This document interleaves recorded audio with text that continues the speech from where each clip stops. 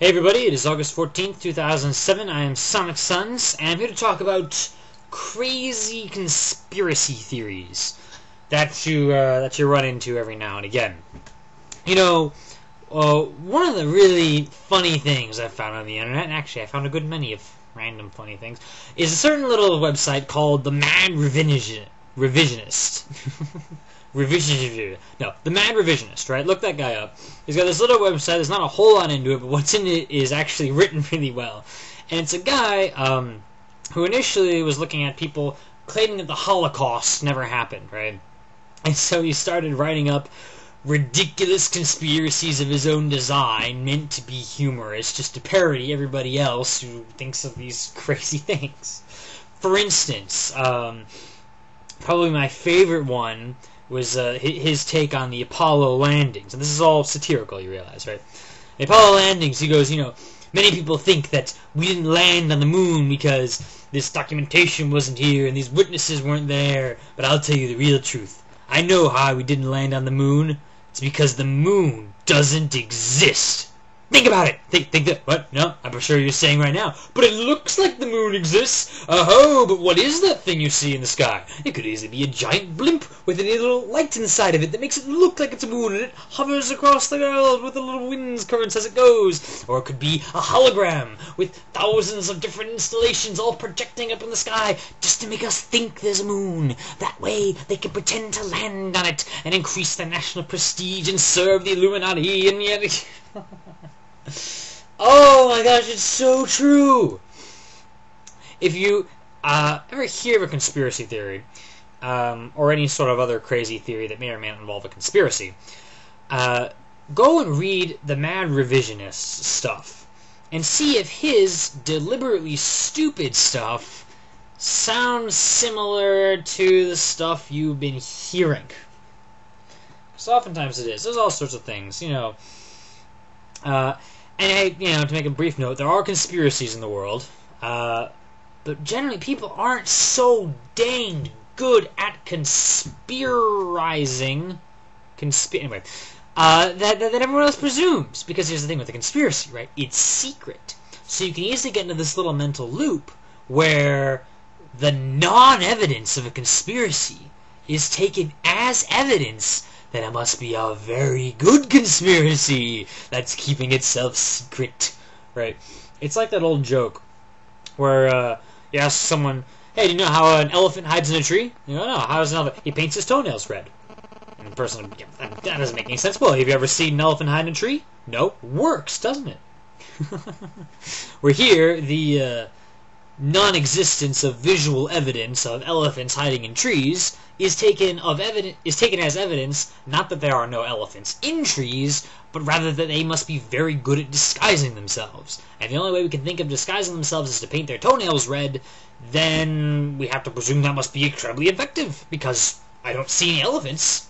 Therefore, of course, this is all based on the initial presumption that there must have been an elephant in the tree. And so everything else is filtered through that. And of course everyone looks at that as a joke.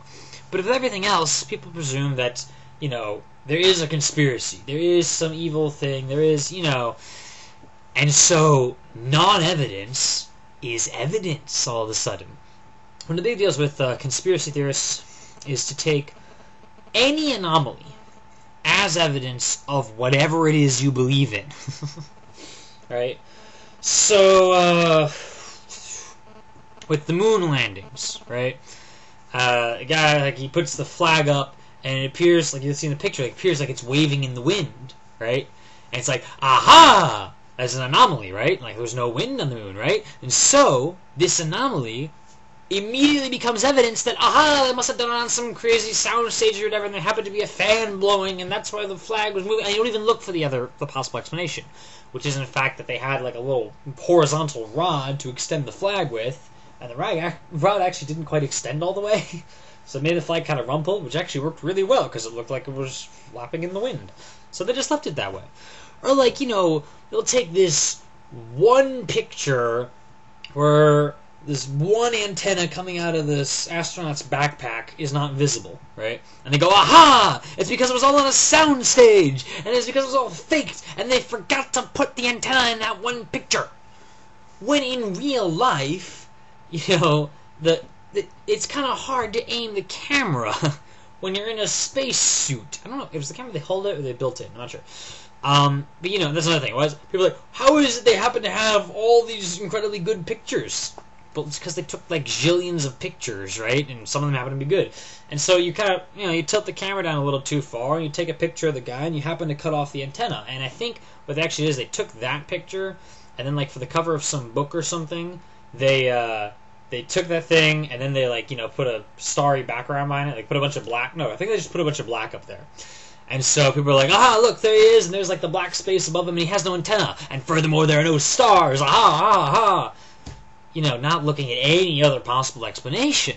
This is the death of reasonableness, is when you just like, my explanation has to be the way. There's all sorts of things. There's the 9/11 conspiracy theories. You know, you notice that like the conspiracy theories tend to gravitate around major events. It's like whenever we're thinking about something, we seem to come up with more ideas of how it could have happened in some crazy illogical way. You know, now look, I think that obviously there were numerous failures in intelligence and terrorism prevention that led to 9/11, and you can charge people with negligence for that, sure, but sheesh, malice? That it was all intentional? Like, you know, holy crap, guys, if the thing was intentional just like to make the government look good or something, why didn't the government make itself look good and prevent the attacks?